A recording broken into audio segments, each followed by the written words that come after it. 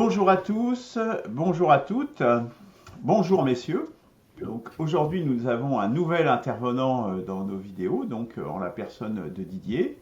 Donc voilà, c'est le D bleu que vous voyez, donc avec le EW de Eberhard, et puis moi-même et Christian Leroux qui allons participer à cette présentation qui est la suite de l'analyse de la théorie de René Girard à propos de la spiritualité, de ses origines de la spiritualité, des religions de manière plus générale. Deuxième volet aujourd'hui, le premier ayant été consacré à l'exposé, je dirais un peu théorique de cette théorie, et la deuxième partie sera plus une analyse critique. Donc je vais donc présenter, donc là pour mes collègues, je indique que je suis en train de présenter donc la présentation là actuellement. Et donc je vais me décaler légèrement pour que vous puissiez puisse en profiter. Alors, la dernière fois qu'avons-nous vu nous avons vu que la théorie spirituelle de René Girard, donc on renvoyait à qu'est-ce que la spiritualité aujourd'hui, donc avec les différents thèmes, ce qui relève de l'âme, ce qui concerne la vie, ses manifestations, etc. Je repasse rapidement les transparents. Donc survol historique, c'est une autre émission du CDRS, donc qui donne déjà du contexte. Hominisation et sacrifice selon René Girard, une présentation de Eberhard. Et puis voilà, donc l'exposé qui était donc la première partie qui a été faite la fois précédente. Et donc voilà, donc avec à la base la compétition pour l'appropriation, et donc un mimétisme entre les hommes qui les pousse à convoiter la même chose au même moment, et donc du coup la spiritualité est là pour éviter ces violences qui pourraient naître de cette compétition pour s'approprier les mêmes ressources, on va dire, pour être très large. Donc c'est tout à fait important pour éviter les crises sociales et pour résoudre les crises sociales de répartition notamment des ressources. Je vais très rapidement, je ne vais pas refaire toute la présentation de la dernière fois. Donc c'est ce qui explique ce containment, pour prendre un anglicisme de la violence, explique toutes les spiritualités selon René Girard. Donc aujourd'hui, analyse critique de ce modèle, donc avec une partie donc là beaucoup plus personnelle, je dirais, de cette théorie. Alors, premièrement, quel a été l'accueil de cette hypothèse, de cette théorie par la communauté scientifique? Bon, on peut dire qu'il a été mauvais, mais nous allons voir ça. Nous allons essayer de confronter également les différents thèmes qui sont récurrents dans les spiritualités pour les confronter justement à ce que propose René Girard, parce que peut-être que justement nous allons voir que si ça couvre vraiment tous ces aspects de la spiritualité ou pas, que nous avons déjà pu voir dans des précédentes émissions. Après, j'essaierai de déterminer de quoi René Girard est le nom, en termes de moment historique et de rôle historique dans la société. Et puis, je terminerai par quelles pistes sont ouvertes par la théorie spirituelle de René Girard pour le renouvellement spirituel, ce qui est le but de nos travaux ici au CDRS. Donc, avec une explication, donc l'analyse critique du modèle qui se veut une explication univoque, donc une seule explication centrale du fait religieux. Alors, je commence par l'accueil qui a été réservé à la théorie de René Girard, aux hypothèses de René Girard par le milieu scientifique. Eh bien, on peut le dire directement, mauvais accueil, très mauvais accueil, surtout en France. Il a d'ailleurs émigré aux États-Unis, à New York. Il a passé toute sa carrière de travail alors je ne sais plus dans quelle université c'était, mais peu importe, je crois que c'est à Harvard, mais je ne suis pas certain. Donc en dehors de France, parce qu'à l'époque, évidemment, il y avait tout le courant déconstructeur, comme on l'appelle aujourd'hui, peut-être déjà à l'époque, qui était complètement en opposition par rapport à ça. Hein. Donc c'était tout le courant structuraliste, donc avec Lévi-Strauss, qui aboutit aux déconstructeurs comme Foucault, Derrida ou Deleuze. Donc tous ces gens-là étaient en opposition, je dirais, frontale, je dirais, avec cette analyse qui est complètement à rebrousse-poil de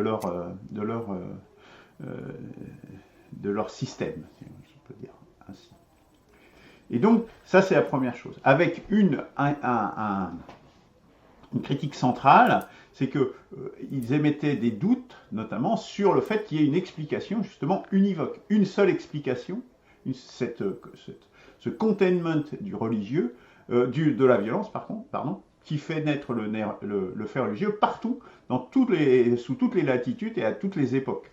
Donc cette explication univoque a suscité beaucoup de doutes chez les ethnologues, notamment.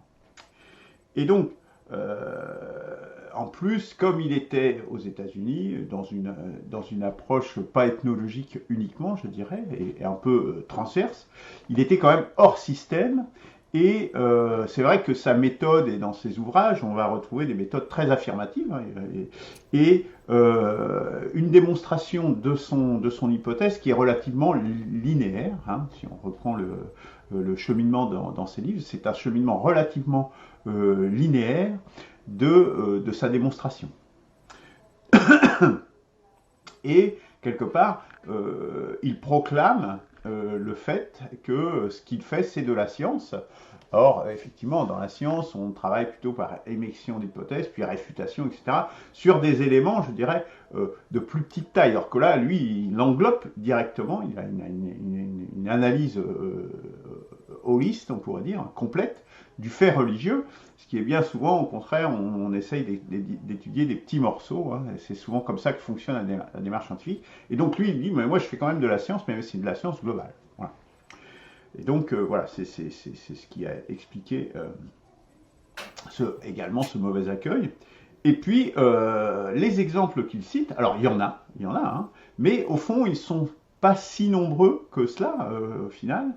Et donc, versus, par exemple, des gens comme Lévi-Strauss et tous ces ethnologues, par exemple, qui vont avoir une approche plus systématique, voire exhaustive de toutes les peuplades, etc., et des faits religieux dans telle peuplade, pour telle peuplade, pour telle peuplade. Voilà.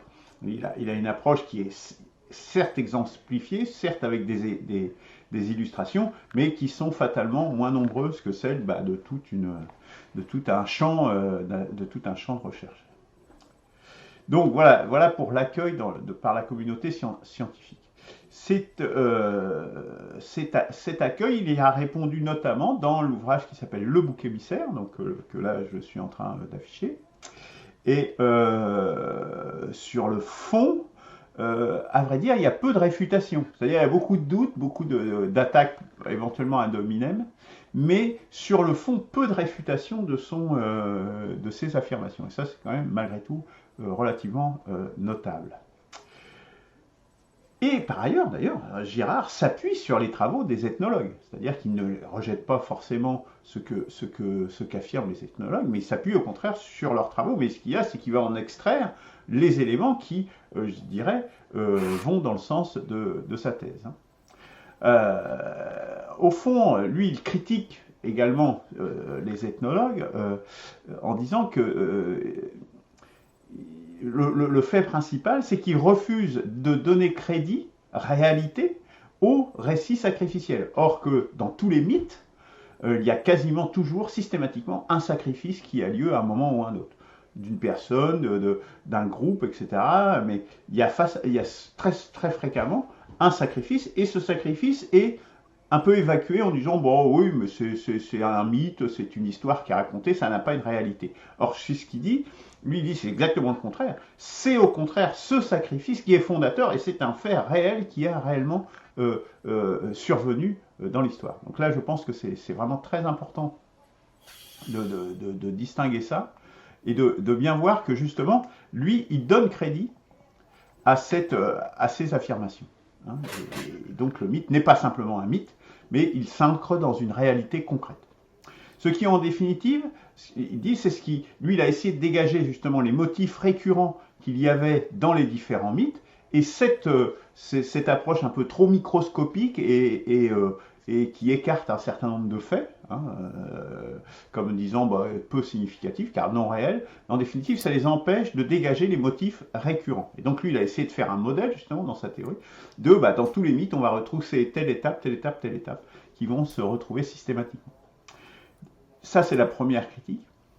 Deuxième critique qu'il émet, c'est que les éthologues refusent d'appliquer un système de valeurs vis-à-vis des sociétés qu'elles étudient. C'est-à-dire qu'elles étudient vraiment comme si on étudiait du métal. Hein, c'est-à-dire pas une matière vivante, pas une matière humaine avec une culture, avec un certain nombre de valeurs qui sont transculturelles quelque part.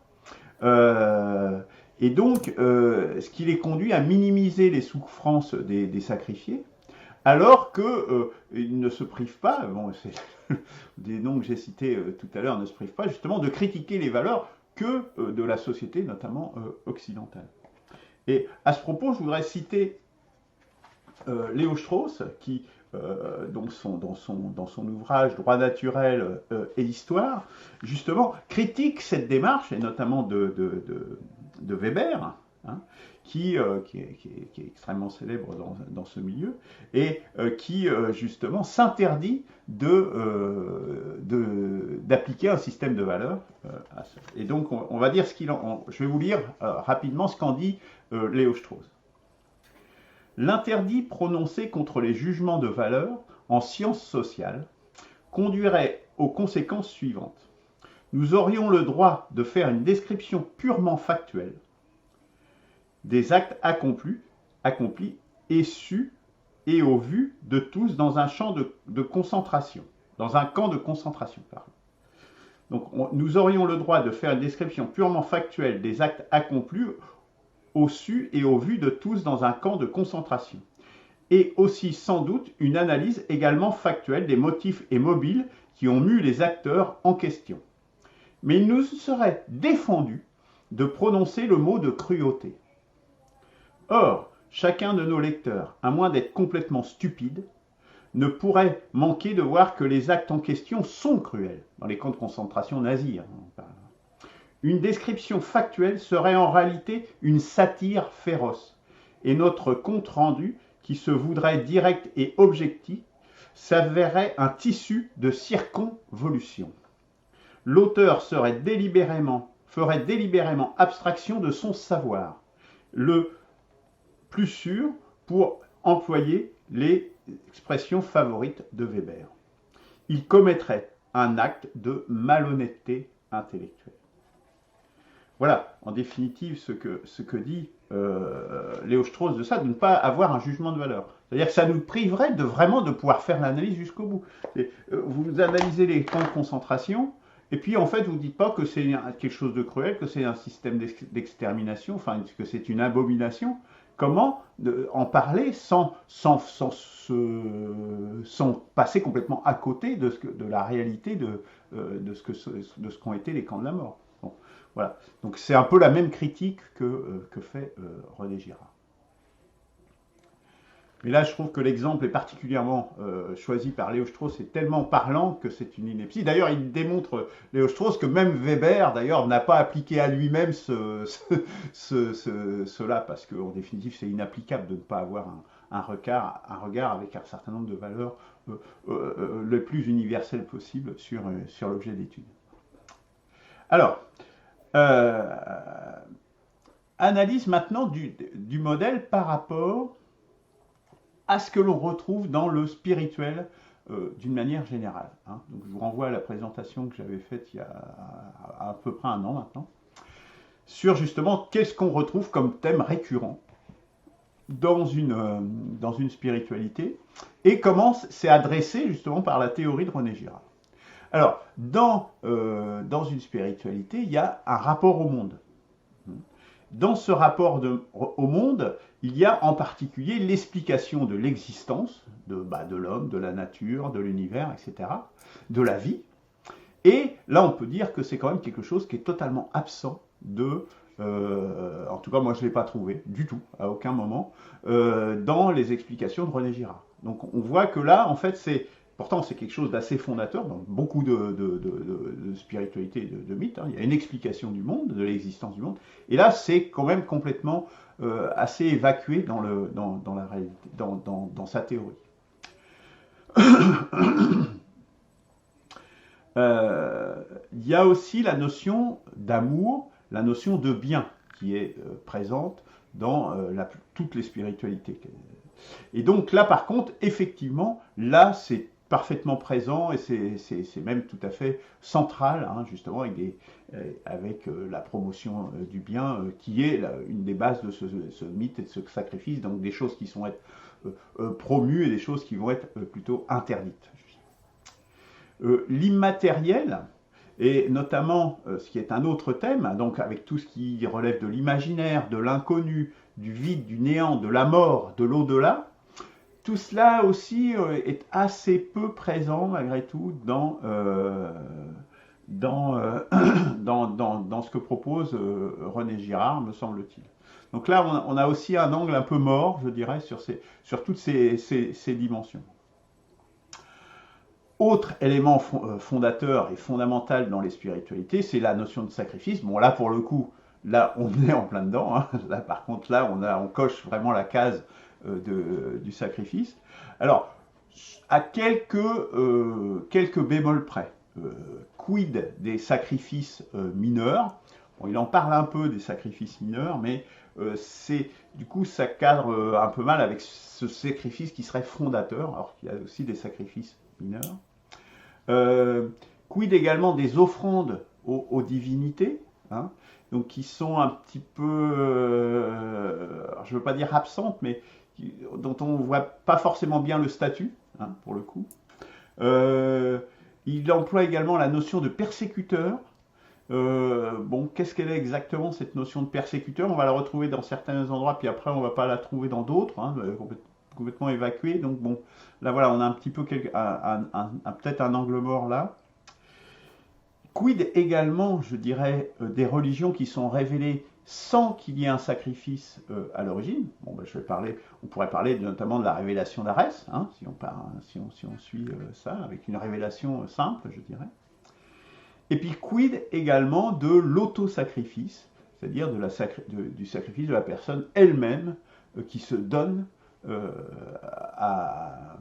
en sacrifice. Bon, après, on va le retrouver, cet auto-sacrifice dans certains maîtres, mais je pense plutôt à des auto-sacrifices de portée moindre, hein, de portée quotidienne, par exemple, une mère qui va sacrifier pour son enfant, etc. Là, on est peut-être plus de cet ordre-là, sur cet auto-sacrifice, qui, voilà. Bon, voilà, c'est des questions que j'ouvre, hein, je dirais que c'est pas forcément complètement couvert, je dirais, par ce que propose René Girard.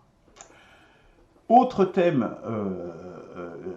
du religieux, du spirituel, le sacré. Bon, le sacré, les symboles, le péché. Oui, là, tout cela est bien adressé par la théorie de René Girard. Hein, c'est tout à fait central également.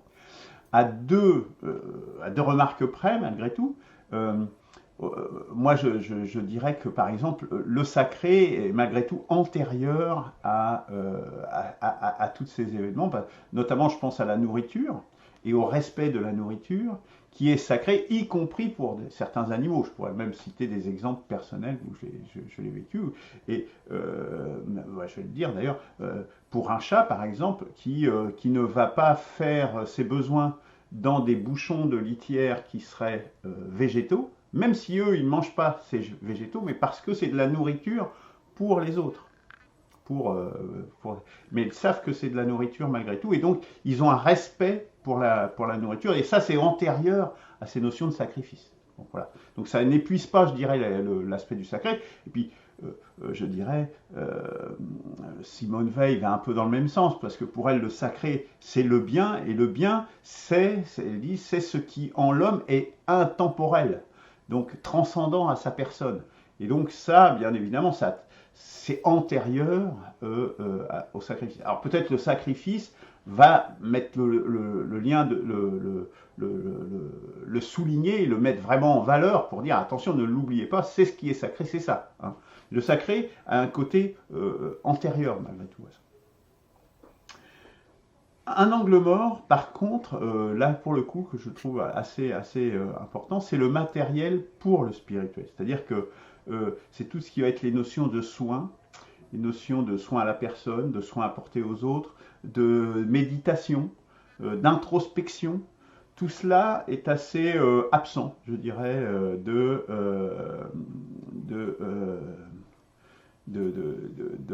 la théorie de René Girard, me semble-t-il.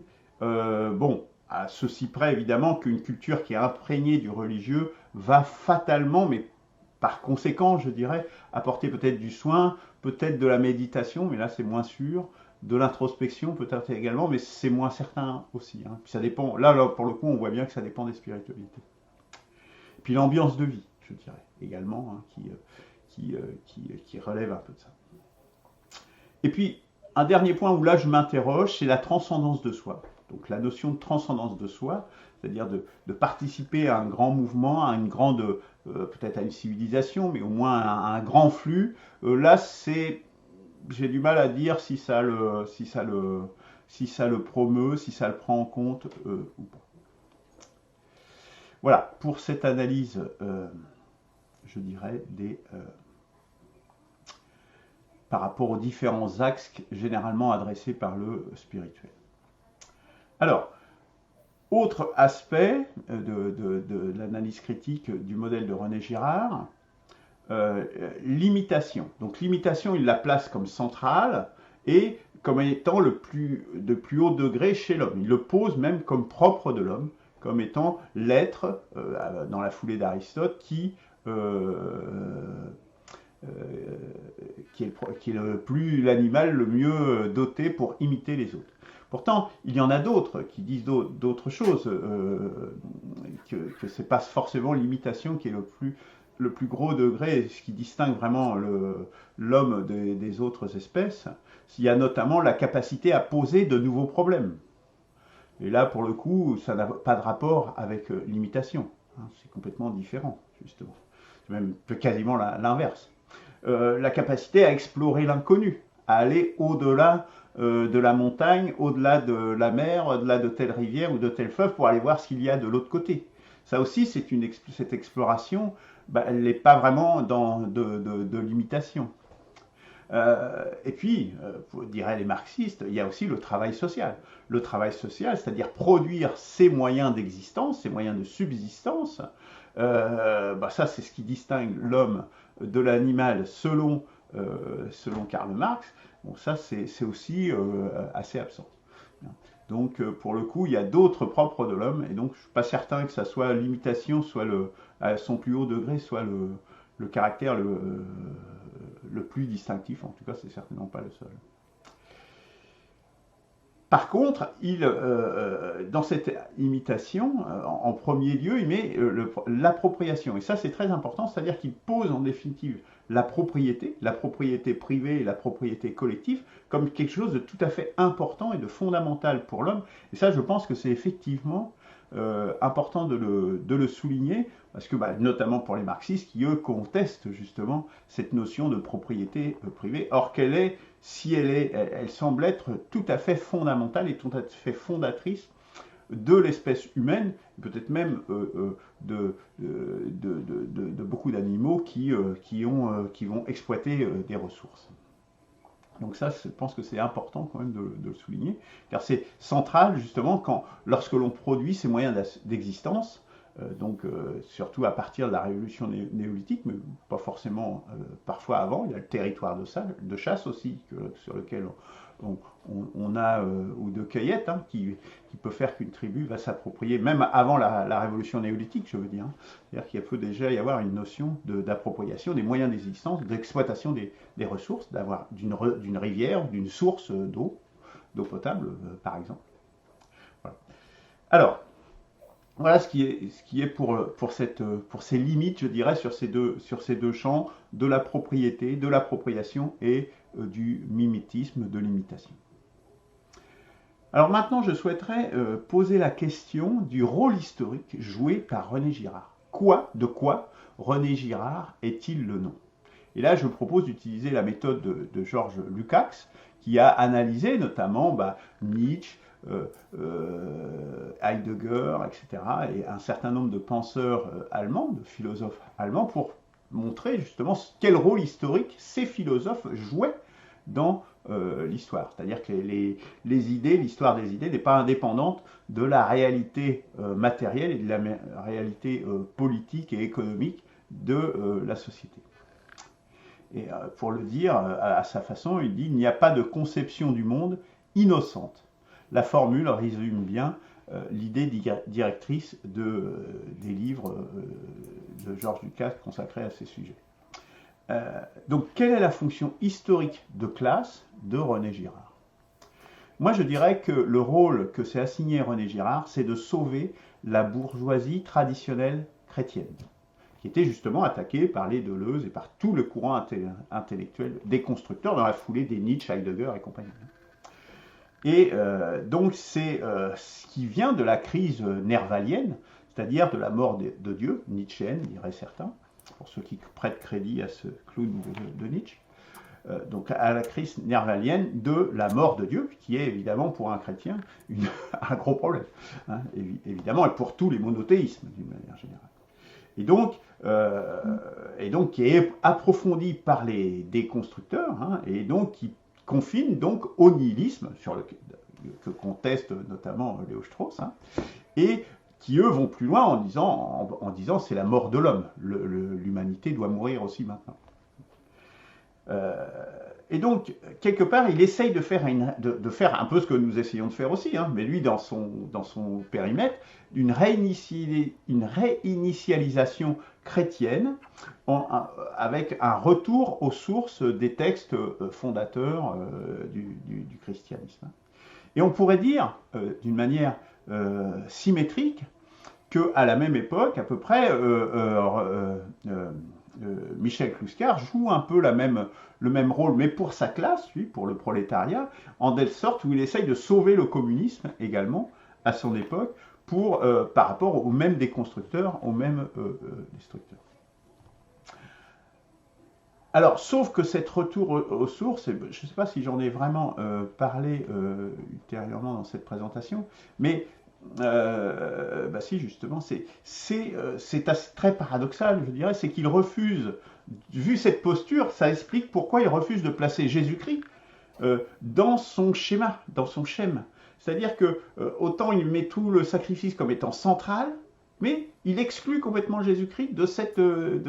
Alors pourtant, pour moi, c'est l'archétype, typiquement, justement, de la théorie de René Girard, qui est de sa validité, mais c'est sans doute la religion qui a passé le sacrifice le plus au centre de son schème, justement, hein, pour acheter et pour ouvrir, et de coup qui est sacralisé, etc. derrière. Enfin, on est en plein dans le schéma de René Girard, et lui, il l'exclut.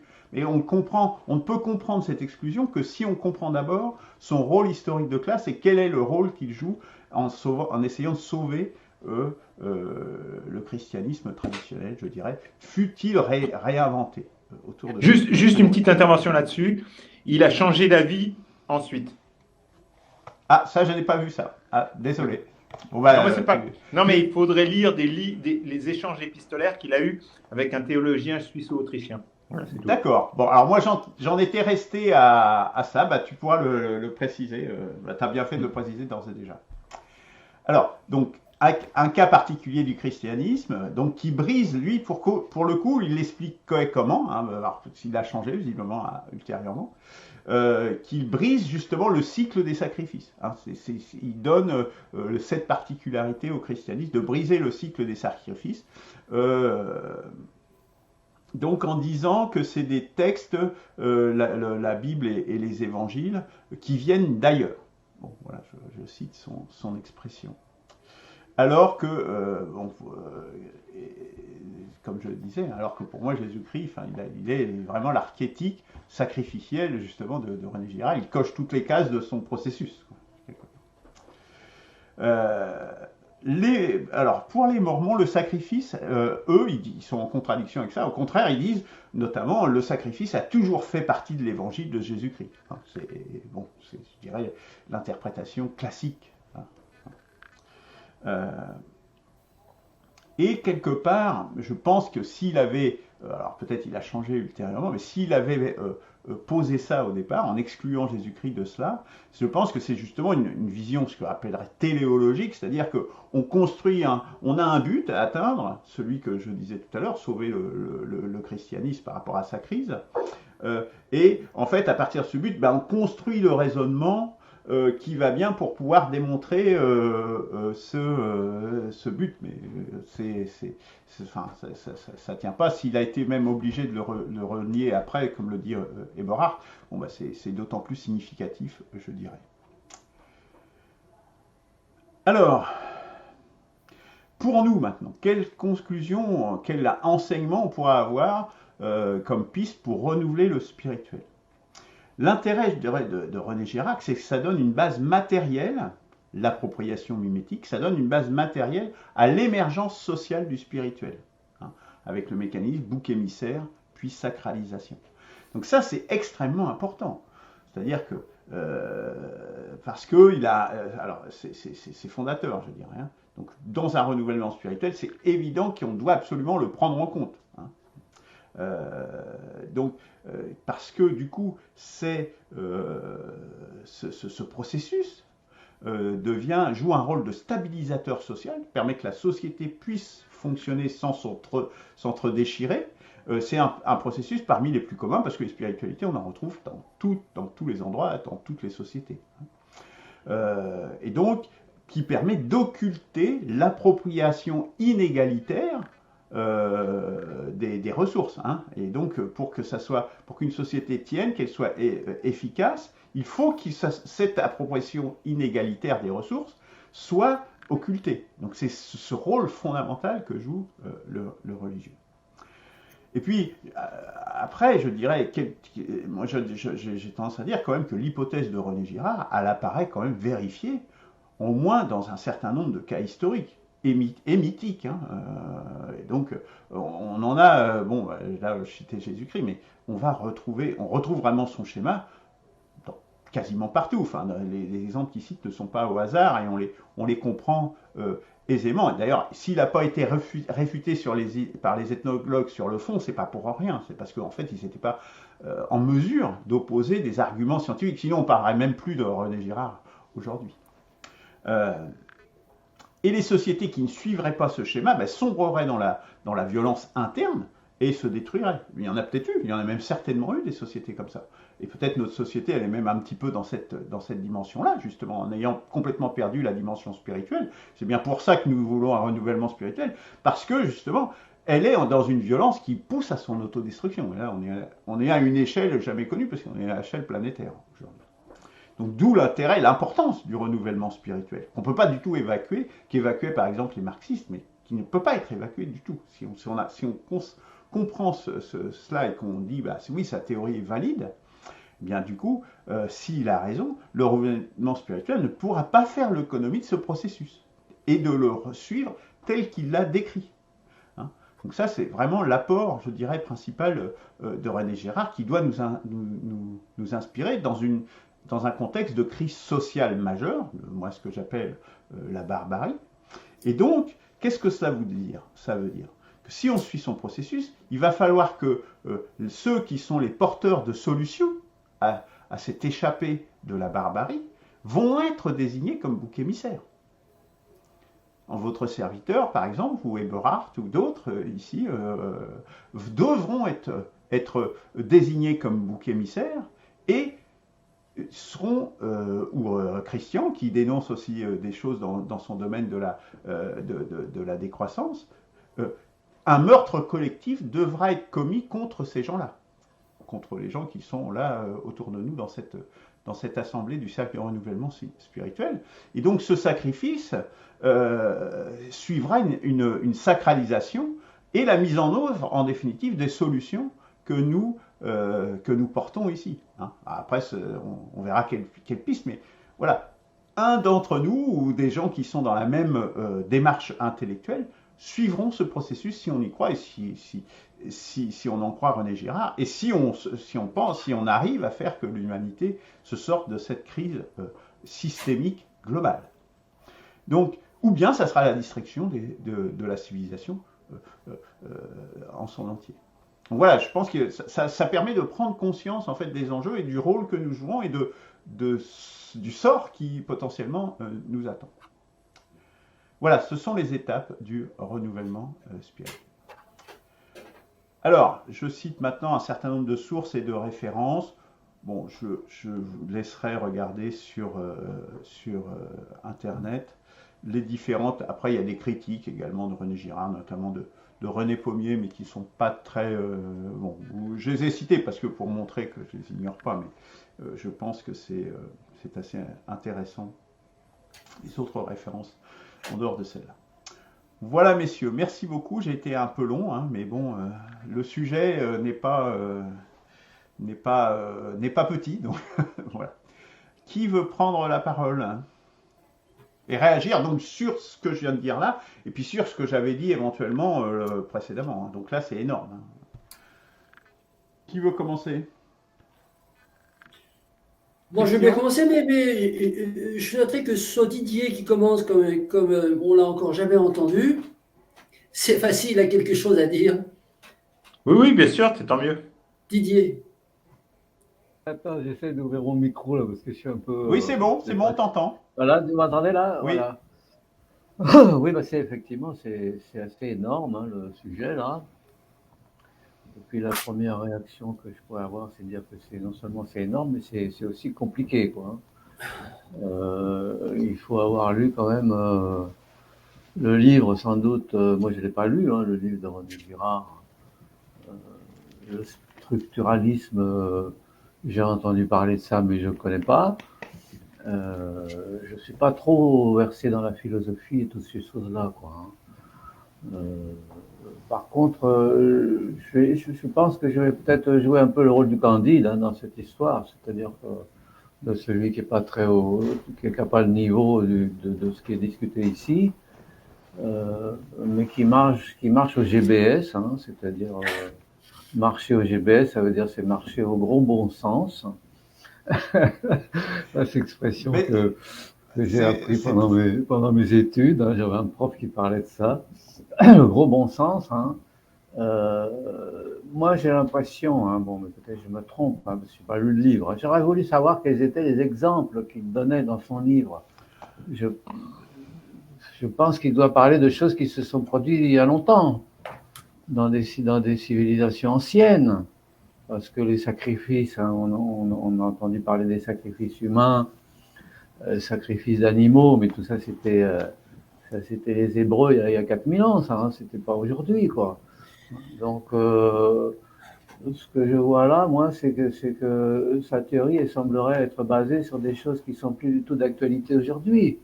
Hein, où est-ce qu'ils sont les sacrifices d'êtres humains aujourd'hui?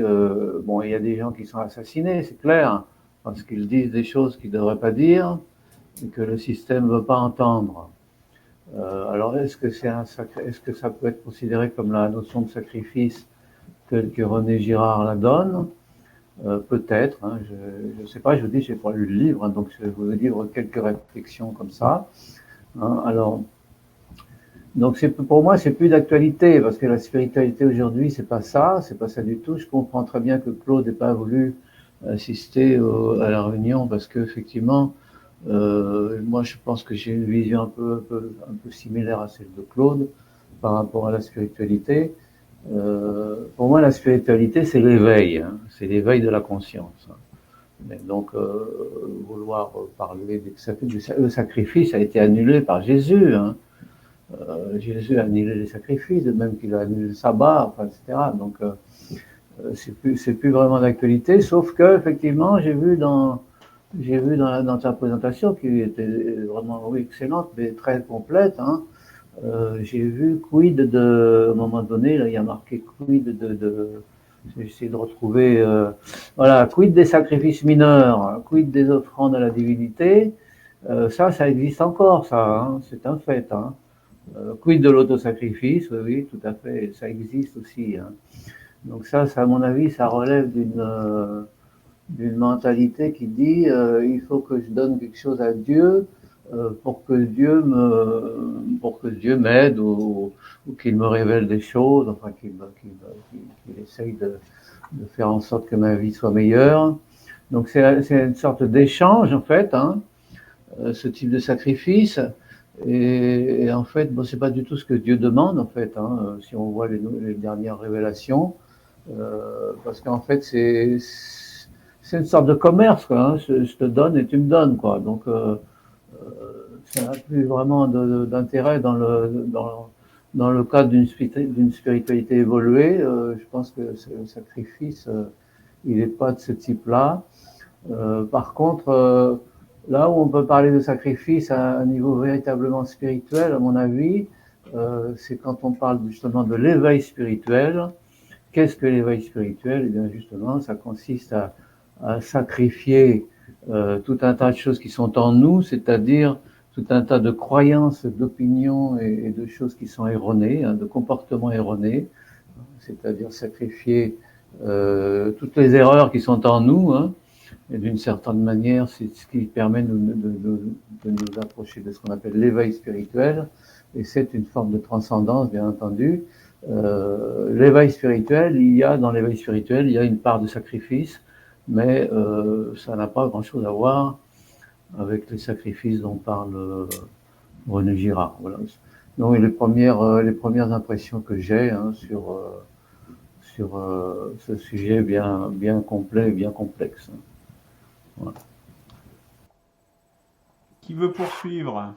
Eberhard peut-être? Non, Christian? Christian, levez le main. Allez, vas-y, Christian. Oui. Alors, tout de suite, quelques prolongements par rapport à ce que vient de dire Didier. Bon, c'est très intéressant de dire je fais le candide. J'ai pas lu les livres de Girard, mais justement, je pense que c'est bien qu'il y ait quelqu'un qui les ait pas lus, qui a au moins l'honnêteté de dire qu'il les a pas lus, et que les présentations d'aujourd'hui et aussi de la dernière fois de Luc sont faites de telle sorte que celui qui n'a pas lu René Girard puisse quand même réagir par rapport à ce qu'en dit Luc. Voilà. Alors, par contre, je m'inscris tout de suite en faux par rapport au doute qu'émet Didier en disant Girard parle de choses qui se sont passées dans l'ancien temps, quels exemples il donne. Alors, bon, il ne donne pas beaucoup d'exemples, là je reviendrai sur les ethnographes, les ethnologues, les ethnographes, et par rapport à ce qu'a dit Léo Strauss, sur lequel je ne suis pas tout à fait d'accord, mais je reviendrai plus tard. Quels sont les assassinats aujourd'hui? Mais alors, il ne s'agit pas forcément d'assassinats réels, hein, avec un couteau et on tue quelqu'un. Il s'agit de boucs émissaires qui ne sont pas forcément des gens qu'on va tuer, des boucs émissaires qui ne sont pas forcément des personnes physiques, ça peut être des personnes morales, des entités. Et je dirais, le grand bouc émissaire aujourd'hui, il s'appelle CO2. Voilà, le bouc émissaire occultateur, grand occultateur des grandes, disons, des grandes forfaitures de notre siècle, qui s'appelle CO2. Voilà, et donc le réchauffement climatique, voilà l'exemple type du bouc émissaire qui fonctionne avec la logique girardienne. Alors cette logique girardienne, est-ce que c'est, comme le dit Luc, et là je reviens sur Luc, une théorie ou un modèle? Je préfère le mot théorie, hein, parce que donc c'est d'équation girardienne, mimétisme pour s'approprier, et puis sacrifice d'un bouc émissaire pour occulter cette appropriation, cette inégalité d'appropriation. Bon, ça, c'est une équation. C'est une équation qui me paraît imparable. Et lorsque Luc dit un petit peu au début, Girard n'a pas été réfuté sur le fond, parce qu'il a été réfuté quand même, enfin, il y a des discussions tellement un autre Strauss, Claude Lévi-Strauss, c'était pas sur le fond, parce que cette équation, elle est imparable. Reste, par contre, à donner, disons, son poids dans l'organisation sociétale. Est-ce que c'est fondateur? Est-ce que toute organisation sociétale tourne autour de ça? Ou bien est-ce que c'est quelque chose qui se passe, mais qui n'est pas forcément central? Donc tout le débat est là. Alors, en tant que... bon, je ne suis pas croyant, je ne suis pas religieux, vous savez, je préfère me dire agnostique que athée, d'ailleurs, disons laïque, comme ça on n'en parle plus. Je suis, bon, par contre, particulièrement adepte de l'équation, bon, je suis matérialiste, voilà, de René Girard. Bon, je n'aurai pas le temps de développer, mais pour moi, c'est une équation post-néolithique. Mais on a déjà abordé ce sujet, je pense qu'on n'a pas avoir le temps d'en débattre. On en parle la semaine prochaine. Non, mais on a une émission consacrée à ça. Non, pour moi, c'est fondamental. Girard, c'est imparable après la révolution néolithique. Avant, c'est pas prouvé du tout, et je dirais simplement un mot quand on parle des exemples. Alors, Girard n'est pas ethnologue et encore moins ethnographe. La différence qu'il y a entre un ethnographe et un ethnologue, c'est toujours ce que ne veut pas reconnaître Lévi-Strauss. C'est-à-dire qu'on ne peut pas avoir un regard objectif. Si, alors évidemment, il prend l'exemple des camps de concentration, qui est un mauvais exemple, parce qu'on ne compare pas des choses qui ne sont pas comparables. Les camps de concentration, c'est une situation contrainte, ce n'est pas le reflet d'une société qui s'auto-organise. Bon. Et puis, deuxième, je dirais, malhonnêteté de choisir cet exemple, c'est que c'est un exemple qu'on ne va pas pouvoir contredire, parce qu'immédiatement, bon, on va nous taxer de loi Fabius Guessot. Bref, passons là-dessus. Alors, ethnographe, ethnologue, oui, ça existe. Bon, et d'ailleurs, Lévi-Strauss ou Mauss fait largement le distinguo en expliquant que c'est deux métiers différents qui peuvent être associés, mais l'ethnographie se contente d'observer et de relater, il s'est passé ça. Alors, par exemple, dans Sacrifice, ben voilà, on a sacrifié, on a tué, bon, l'ethnographe interprète. Bon, donc, c'est possible, contrairement à ce que je dis, voilà. On peut séparer. Chez Girard, il n'y a pas d'explication du monde. Mais bon, il ne peut pas tout faire, pauvre Girard. Il nous explique, disons, le rouage fondateur de l'interaction entre différentes classes sociales dans le monde moderne. Il ne peut pas tout faire. Bon. Quoi d'autre Ah oui, alors, la théorie de Girard est une explication du fait religieux. Peut-être, pour moi, c'est une explication du fait spirituel. Et je dirais même du fait social. Et ce qui m'intéresse... Alors, toutes les interprétations et tous les prolongements de la théorie de Girard sur les religions, l'organisation des religions, bon, c'est très intéressant, mais moi je suis beaucoup plus intéressé par l'application de l'équation de Girard sur l'analyse du fait spirituel et en fait du fait social. Il y a spiritualité dégagée de la notion de croyance ou de religion. Alors, l'imitation est ce qui distingue l'homme des autres espèces. Non, nous dit Luc. Enfin, oui, mais c'est pas un fait le plus important qui distingue l'homme des autres animaux. Là-dessus, je suis d'accord. Pour moi, ce qui distingue le fait qui distingue vraiment l'homme de l'animal, c'est la capacité adaptative. L'homme et l'animal, c'est pour ça d'ailleurs qu'il s'est élevé de cette façon, il a une capacité adaptative éminemment supérieure à celle de toutes les autres espèces. Mais ce qui n'empêche pas, je veux dire, ce qui ne contredit pas, à mon sens, l'équation de... voilà. Alors, l'imitation d'appropriation, alors justement, cette imitation d'appropriation, c'est très typiquement, je ne dirai pas plus, puisque Luc a annoncé un autre débat sur l'anténélutique, le stigmate, je dirais, de la société croissante. Voilà. Il n'est pas du tout prouvé, qu'avant la sédentarisation et la collectivisation de la vie humaine,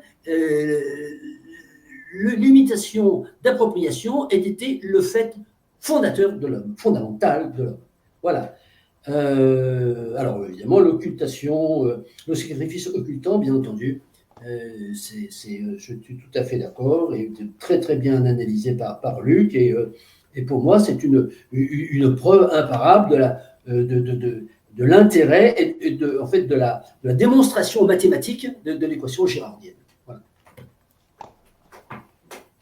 Merci beaucoup, Christian. Eberhard. Donc je sens que c'est à mon tour. Oui, c'est même carrément ton tour. Voilà. Alors donc, oui, alors là, évidemment, je me mets en faux par rapport à Christian, mais nous ferons ça court et surtout la prochaine fois. Hein. L'imitation, l'homme est le maître et en hypocrisie pour occulter sa capacité imitative. Hein. Alors que les animaux le font tout à fait naturellement. Et donc, je ne vois pas pourquoi il y aurait un trou entre le stade animal, le stade anté-néolithique et ensuite néolithique et tout la suite. Mais ça, c'est le débat de la semaine prochaine, Eberhard. Oui, mais je voulais quand même le dire, voilà. Restons. Ensuite, laisse-moi quand même le dire, puisqu'il l'a dit aussi. C'est pour faire du teasing pour la semaine prochaine. Ah, Vous n'avez pas compris. T'enlèves Ah. le mot la semaine prochaine. Voilà, on sera 50. Oui, donc à nouveau, je reviens à ça. Il faut savoir que notre cher René Girard, après avoir reçu une première lettre d'un théologien suisse-autrichien qui s'appelle Raimund Schwager, qui lui dit toute votre théorie est excellente sur plan de la vision entre l'évolution de l'Ancien Testament jusqu'au Nouveau Testament est excellente sur l'évolution du sacrificiel en fait. Mais là où vous vous plantez, dit-il, c'est que vous dites le Christ c'est l'anti-sacrificiel. Et là, je pense que je propose un débat avec vous. Et au bout de 5 à 7 ans, René Girard, et il l'a écrit dans, non pas celui que tu as mis en image, mais quand il y a eu une réédition de ces 4 livres majeurs, ces 4 premiers livres majeurs, ces 4 tout premiers livres, y compris le roman, etc., hein, eh bien, il a dit, j'ai changé d'avis et donc, effectivement, je propose maintenant que le Christ a commis un auto-sacrifice, même s'il ne cherchait pas le sacrifice, il a dû l'accepter tout simplement pour ne pas renier ses idées. S'il avait renié ses idées, on ne l'aurait pas sacrifié. Mais il ne voulait pas renier ses idées, et c'est là qu'il y a eu l'enchaînement entre le Sanhédrin, puis les Romains, etc., etc. Voilà. Et donc, il parle, et donc, toute femme de ménage ou un père, comme moi-même, qui sacrifie sa belle carrière industrielle me concernant, ou la mère au foyer, si elle sacrifie, elle fait une sorte de sacrifice dans cette lignée même si c'est inconscient, que nous a offert en fait Jésus, quoi. Voilà. Donc, c'est comme ça, cette lignée-là qu'on peut voir. Avant, c'était plus formel. Ça veut dire qu'il y a dans les sociétés tribales ou pas, il y avait la place des hommes, la place des femmes, etc. Il n'y avait pas cette idée de sacrifice quand on s'occupait de ses propres enfants, quoi. C'était tout à fait normal, il n'y avait pas de liberté à ce point.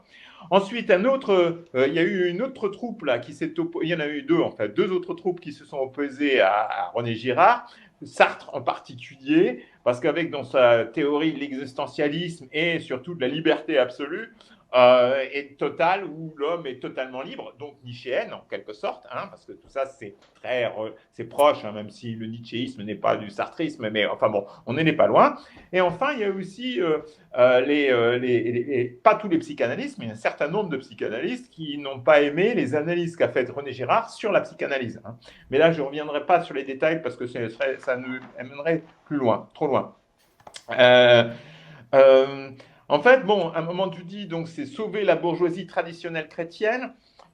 Oui, on peut le dire pour les années 70, 80, etc. C'est sauver le christianisme. Maintenant, tu pourrais dire toujours bourgeoisie. Effectivement, lui, c'est pas le genre de révolutionnaire marxiste. Hein.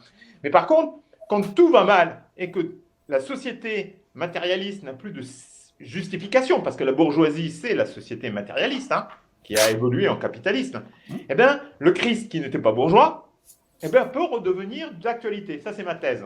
C'est-à-dire que quand tout va mal, quand les Chinois ont accaparé toutes les matières premières et que les Russes leur proposent et qu'ils ont accaparé les matières premières des Africains, etc., parce que maintenant la voie va plutôt avec les BRICS, hein, ça vous l'avez vu, et que l'Europe va se tomber sur un trou noir, il ne nous restera plus que quoi? Cette philosophie du sacrifice, mais volontaire, en vue d'atteindre l'amour dans son sens absolu, le bien, la justice et le beau. Voilà. Donc, c'est là que la réactualisation, et c'est toujours très important pour dire une philosophie, quelle qu'elle soit qu'elle soit adossée à René Girard en anthropologue, ou qu'elle soit adossée à Kluskar et autres, il faut toujours la lire en fonction de nos conditions de vie. C'est jamais toutes les théories, que ce soit girardiennes, elles ont un corps qui reste pérenne, mais par contre, elles peuvent se réinterpréter en fonction de nouvelles conditions de vie. Voilà, c'est toujours très très important. Enfin, là, sur le travail social, si, il y a imitation dans le travail social, et Girard ne le montre pas, il s'en est à nouveau pas occupé parce qu'il ne pouvait pas s'occuper de tout, mais qu'est-ce que nous dit l'appareil d'État? Il dit quel est le travail qui doit être fait. Ils font toutes les formations qui correspondent à un besoin des industries et un travail qui doit être imité. Et c'est pour ça qu'on se retrouve avec des masses d'ingénieurs et de gens qui ont bac plus 5, plus 10, plus 15, parce qu'il y a 10 ou 20 ans, on leur disait « faites ça ». Et donc tout le monde imite en espérant pouvoir faire le même travail et devenir chercheur en anthropologie ou en technologie des matériaux, alors qu'il n'y a plus qu'une seule place sur 10, quoi. Et encore, je suis gentil. Voilà, donc oui, l'occultation, l'accaparement des ressources, ça c'est tout à fait clair, hein, évidemment, c'est le propre de ce mensonge à soi de notre société, de ne pas voir l'évolution justement de nouvelles situations géopolitiques et l'évolution sur nos conditions de vie aujourd'hui. Voilà, je reste court là-dessus et je m'arrêterai là-dessus puisqu'il est 14 heures.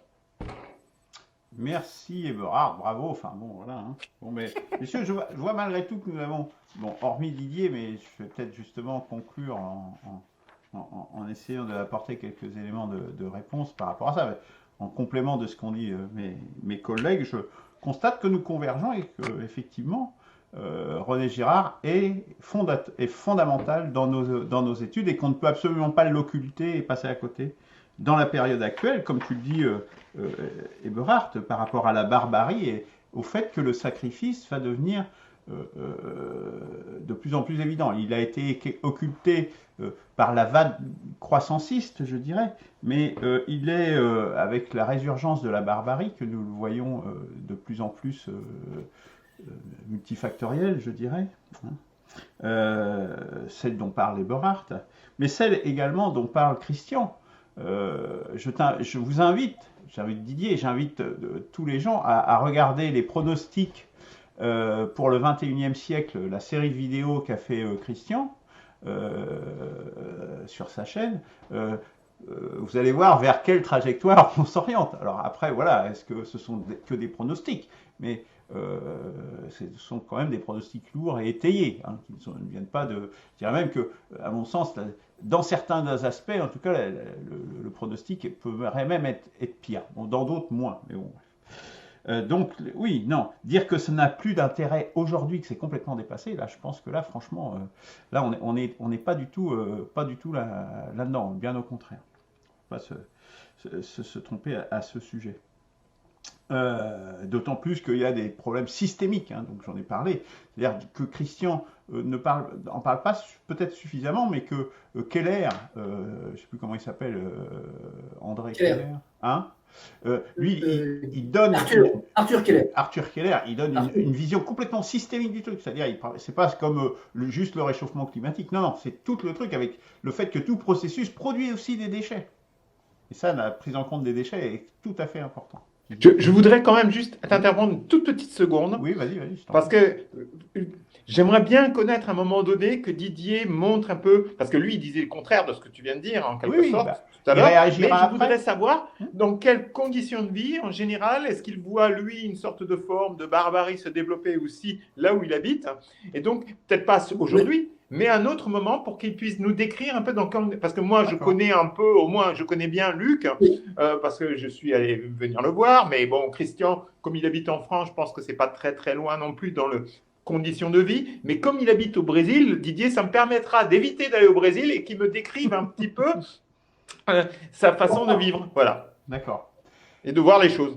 Bah, on laissera Didier. Alors peut-être pas aujourd'hui parce qu'on est déjà à 1 heure. Mais on aura l'occasion. L'émission de la semaine prochaine est consacrée au même thème quasiment, donc il n'y aura pas de problème. Juste un dernier point par rapport à Didier sur la question du sacré, avec le fait que ce que pointe aussi René Girard, bon je l'ai dit dans la première émission, c'est que le sacré en fonction du temps, le sacré suit une tendance lourde à diminuer. Il y a de moins en moins de sacré dans la société. C'est sans doute ce qui veut dire que c'est plus d'actualité aussi, hein. Donc le sacrifice paraît moins nécessaire, puisque le sacré est de plus en plus, de moins en moins reconnu, puisqu'on a de plus en plus de connaissances scientifiques et que ça s'auto-alimente. C'est un processus qui s'auto-alimente. Et du coup, ce que dit René Girard, c'est que du coup, pour que le sacré devienne efficace, il faut que la taille du sacrifice soit de plus en plus importante. Et là, ça fait écho aux guerres mondiales, c'est-à-dire et aux sacrifices qui ont été gigantesques à l'échelle industrielle dans la Première Guerre mondiale, et encore plus avec un facteur 10 de morts et d'horreur dans la Deuxième Guerre mondiale. Et donc, nous sommes dans ces tailles de sacrifices. Aujourd'hui, on pourrait parler de sacrifier tous les musulmans, par exemple. Ça pourrait être... Voilà, je suis sûr qu'il y a des gens qui ont ça dans la tête aujourd'hui, hein, surtout avec ce qui se passe en Palestine. Hein, on est complètement dans ce genre de truc. Et donc, pour que le sacrifice soit efficace, et donc on voit bien que ce qui est sacralisé aujourd'hui, c'est l'antisémitisme, etc. Et ça, pourquoi est-ce que c'est sacralisé? Parce qu'il y a eu un sacrifice de masse, justement, durant la Deuxième Guerre mondiale. Et ça, c'est ce que dit aussi René Girard. Et donc, je pense que c'est quand même parfaitement d'actualité, malheureusement. Malheureusement, hein, mais voilà, le réel est ce qu'il est. Didier, est-ce que tu veux dire 2 mots et puis on en restera là pour pas avoir une émission trop longue.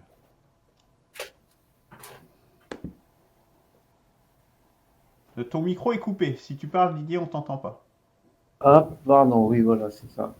Oui, ce que je voulais dire, c'est que quand on parle de sacrifice, on parle de quoi est-ce qu'on parle? Quand toutes ces notions de sacrifice, on parle d'un homme qui a un tempérament corrompu, encore corrompu. Hein, sinon, ça n'existerait pas le sacrifice. Hein.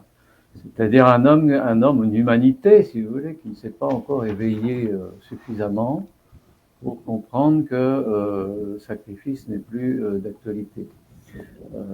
Le sacrifice de Jésus, c'est le sacrifice qui met fin au sacrifice au pluriel. Hein. C'est-à-dire que dans la société c'était plus les Hébreux à l'époque, c'était les Israéliens, je crois, ils faisaient encore des sacrifices d'animaux à l'époque. Hein. Mais il fallait qu'ils sacrifient un animal à chaque fois qu'ils commettaient une erreur par rapport à la loi de Moïse. Hein. Et donc, ils étaient devenus tellement peu obéissants vis-à-vis de la loi de Moïse qu'ils avaient tellement de sacrifices à faire qu'il n'y avait plus d'animaux disponibles. En plus, il fallait qu'ils sacrifient uniquement les animaux qui étaient en bonne santé, etc. Donc, c'était plus possible de continuer à sacrifier des animaux. Et donc, le sacrifice de Jésus, bon, je dis ça, c'est par rapport à la théorie du christianisme. Hein. Le sacrifice de Jésus était devenu obligatoire pour mettre fin au sacrifice au pluriel. Hein. Et donc, ce que dit après, je ne sais plus où est-ce que c'est dans la Bible, qui dit oui, ça c'est je ne veux plus le sacrifice, je veux la miséricorde. Oui. Donc, l'éveil spirituel, si l'humanité s'éveille à la spiritualité, toute cette théorie du sacrifice va tomber à l'eau. Hein. Alors, elle est encore valable, effectivement, parce que la majorité des êtres humains ont un tempérament corrompu. Hein. Donc, quand on parle de sacrifice, on parle en fait du mauvais côté de l'homme, quoi. Hein. C'est ni plus ni moins. En faire une théorie spirituelle pour un renouvellement spirituel, je sais pas. Enfin bon, il me semble que ce qu'il faudrait d'abord essayer de faire, c'est de modifier le tempérament de l'homme, hein, de manière à ce qu'il n'ait plus ce genre d'idée primaire, quoi, de se sacrifier. Alors, je suis quand même d'accord avec ce que dit Christian, hein, quand il dit que il y a toujours des boucs émissaires, effectivement. C'est vrai, il y a des gens qui se sont assassinés parce qu'ils ont dit des choses qu'ils n'auraient pas dû dire. Le CO2, oui, est devenu le bouc émissaire. Bon, les gens sont incapables de comprendre que le CO2, c'est un gaz qui permet la vie, hein, donc c'est absolument pas notre ennemi, au contraire. Bon, voilà, donc je suis d'accord qu'on est encore, quand je dis que c'est dépassé, je veux dire par là que ça existe encore dans le monde où on est. Effectivement, la barbarie, elle est effectivement partout, mais c'est dépassé dans la mesure où la spiritualité vers laquelle on doit tendre, c'est une autre spiritualité où il y aura plus de sacrifice. Voilà, c'est ça que je veux dire. Voilà, donc j'arrête. Il fallait que je sois court. Voilà. Merci beaucoup Didier. Bon, après, le tempérament, les sacrifices, vient du fait qu'il y a des situations de crise. Hein. Ce qui est premier, c'est qu'en fait, il y a des crises et il faut bien résoudre ces crises. Et je crains que malheureusement des crises, nous en vivions encore aujourd'hui. Messieurs, je propose que nous en restions là. Si on suit ce que j'ai dit et les conclusions que j'ai portées, je vous poserai la question à laquelle vous répondrez la semaine prochaine. Êtes-vous prêts au sacrifice de vos personnes, puisque nous sommes à une pointe avancée, pour qu'advienne un monde nouveau, en espérant qu'il soit celui que Didier est en train de nous décrire avec un éveil de l'humanité. Merci. Oui. Messieurs. Oui, oui, Murat répond d'ores et déjà oui. Moi, je demande le temps et la relance. C'est comme les conditions de vie te devront faire choisir sur le moment. Ouais. Tu ne pourras pas réfléchir longtemps. Merci, messieurs.